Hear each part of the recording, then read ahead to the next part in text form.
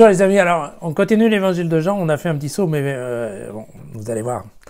Celui qui vient d'en haut est au-dessus de tout, celui qui est de la terre est terrestre et parle de façon terrestre. Celui qui vient du ciel témoigne de ce qu'il a vu, de ce qu'il a entendu, et personne ne reçoit son témoignage.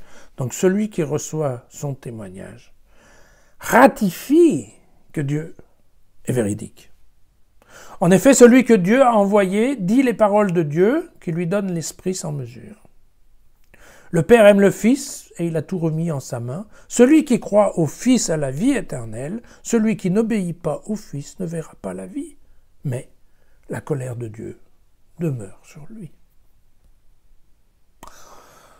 Vous allez me dire, on se répète un peu. Ben oui, vous avez raison. Sauf que là, c'est plus Jésus qui parle, c'est Jean-Baptiste.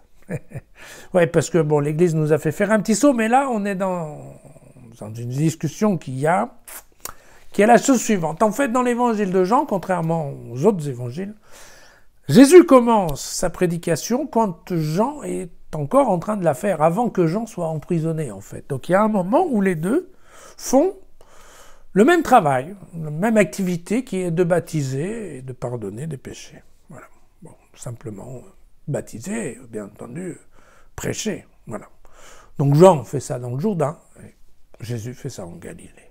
Voilà. Et évidemment, il y en a qui voient là une activité de concurrence. Et donc il y a un des disciples de Jean-Baptiste qui va le voir en lui disant, dis donc, l'autre, ça a l'air de bien marcher pour lui. Qu'est-ce que c'est que cette histoire? Comment tu peux nous expliquer ça?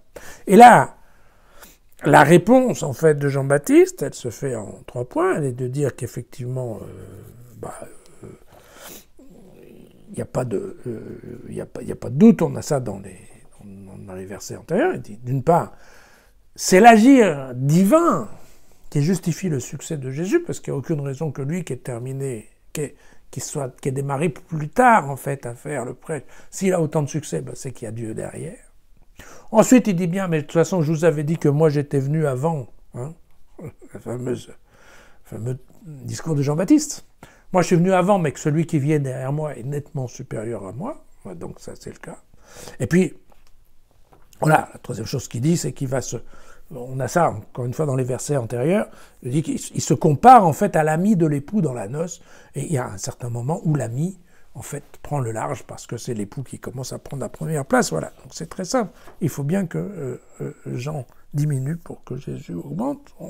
On tombe, bien entendu, là-dessus. Alors, la deuxième partie de ce texte qu'on vient de lire, en effet, vous avez raison, c'est un copier-coller de ce qu'on a lu les jours auparavant, c'est-à-dire aussi le chapitre 3, mais plutôt dans les versets 21-30. Voilà. Tout ce qu'on a lu, c'était Jésus qui expliquait ça dans le cadre de l'entretien avec Nicodème. D'accord? Et bien maintenant, en fait, c'est Jean-Baptiste qui répète à peu près mot pour mot la même chose à son disciple qui lui a demandé qu'est-ce qui se passe avec Jésus. Vous voyez? Et donc, l'idée de ce petit passage de Jean, c'est quoi? C'est de montrer qu'en fait, il n'y a pas de concurrence entre Jean et Jésus, c'est uniquement, tout ça, c'est Dieu qui pilote.